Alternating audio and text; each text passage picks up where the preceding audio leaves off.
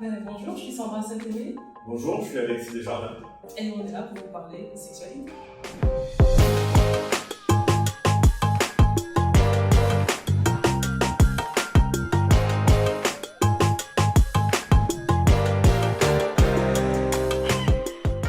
Donc aujourd'hui, nous sommes avec Alexis Desjardins, qui est donc sexologue, sexothérapeute à Toulouse et Montauban. Ok Alexis, tu peux nous parler de ta méthode pour accompagner les couples qui viennent te consulter? Ma méthode, c'est une méthode dans laquelle je vais expliquer le travail que je fais en individuel et en couple, avec les spécificités du couple, avec une proposition. Il y a une première séquence. Et la majorité des couples, au terme de cette première séquence, ont permis d'atteindre leur objectif et de renouveler le fonctionnement de leur couple. Cette séquence, c'est 3 rendez-vous pour les clients, 4 pour moi. D'abord, il y a un premier rendez-vous, ce qu'on va appeler l'anamnèse, ce qu'on a l'habitude de faire dans nos cabinets en individuel. Et là, c'est l'anamnèse du couple. Donc, j'explique les spécificités du couple et j'explique que le client est le couple que les personnes forment et qui se tient en face de moi. L'anamnèse, je vais la dérouler comme je le fais en cabinet d'une manière individuelle, avec des outils à ma façon, piochés dans l'école de Palo Alto. Il y a la détermination d'un objectif bien formulé et d'autres choses. Et le but, c'est déjà de mettre le couple dans une dynamique de changement. Donc, on a déterminé et validé l'objectif du couple et j'ai amené les individualités à se projeter vers l'atteinte de cet objectif. D'accord, donc il faut qu'ils aient un objectif commun quand ils viennent? Non, ils peuvent venir avec des objectifs différents. Au terme de la première séance, on a déterminé et validé l'objectif du couple.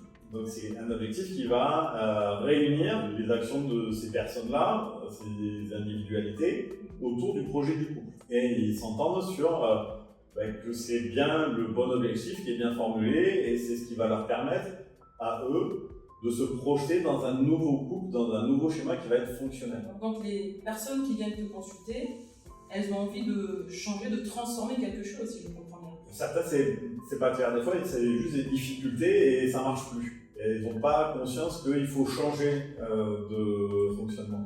Qu'est-ce que tu entends par difficulté? Pourquoi ils viennent te consulter? Qu'est-ce qu'ils te disent, les couples qui viennent te voir? J'ai trop envie, elle n'a pas envie, ou j'ai besoin de comprendre pourquoi il m'a trompé. Je l'accepte, je veux bien lui pardonner, je suis avec lui encore, mais j'ai besoin qu'il me donne une explication, qu'il formule quelque chose. Ou alors on se dispute avec violence, ça crée un climat familial très très délétère et c'est plus possible. À ce moment-là, il y a des personnes qui peuvent arriver avec l'idée de se séparer et qui viennent chercher un accompagnement pour se séparer. D'accord, mais pas forcément là pour se réconcilier. Pas tous.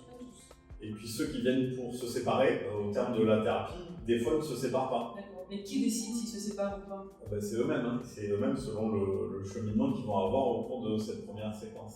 Comment tu fais, par exemple, si lors d'une consultation, il y en a un ou une qui dit « moi je veux que ça s'arrête » et l'autre qui dit « moi je veux que ça continue ». Tu fais quoi avec ça? On revient sur l'objectif de départ. S'il y a des objectifs qui sont opposés, alors on ne peut pas travailler en tant que thérapeute de couple sur une orientation solution. Il y a un travail qui va pouvoir être beaucoup plus long sur qu'est-ce qui fait sens maintenant, qu'est-ce qui fait qu'ils n'ont pas envie de vivre ensemble, mais ils viennent consulter ensemble, et ça sera un travail plus long, plus analytique, moins orienté solution, qu'on doit accueillir, parce que c'est important, et donc leur proposer autre chose. On dit en PNL, on ne peut pas ne pas communiquer. Un couple qui formule « je ne veux pas rester dans ce fonctionnement-là, mais je continue d'avoir des actions pour atteindre ces buts opposés », ça note quand même une continuité de l'union.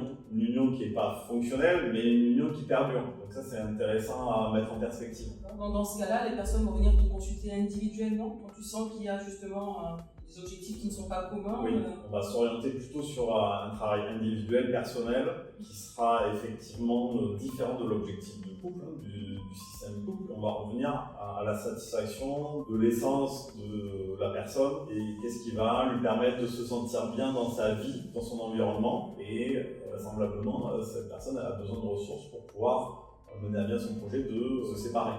Ou de ne pas se séparer, du coup de retrouver du sens, à vouloir peut-être investir le couple. Oui.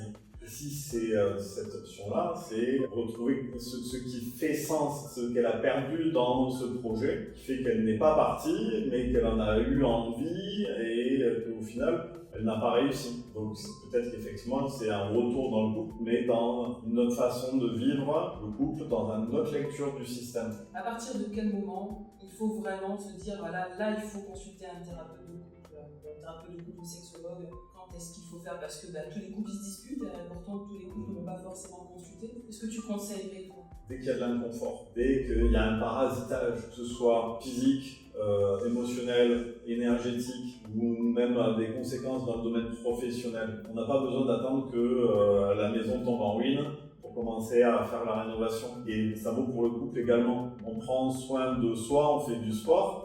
On peut prendre soin de son couple, pas forcément attendre que les choses empirent. Dès qu'il y a quelque chose qui nous pose problème, une insatisfaction, on peut communiquer, on peut déjà mener des actions à sa propre échelle, individuellement. Et si on voit qu'on n'arrive pas à atteindre notre objectif, c'est pas parce que le couple est en péril qu'on va alors à ce moment-là le consulter. Mais ça peut être simplement aussi pour permettre un fonctionnement meilleur, plus optimal, plus confortable du couple dans lequel on peut être installé. Le couple, à un moment donné, il y a quelqu'un qui va remettre en cause la notion d'exclusivité. Donc ça peut faire bouger le couple très fortement. Et tout ça, ce sont des choses qu'on va découvrir au fil du temps.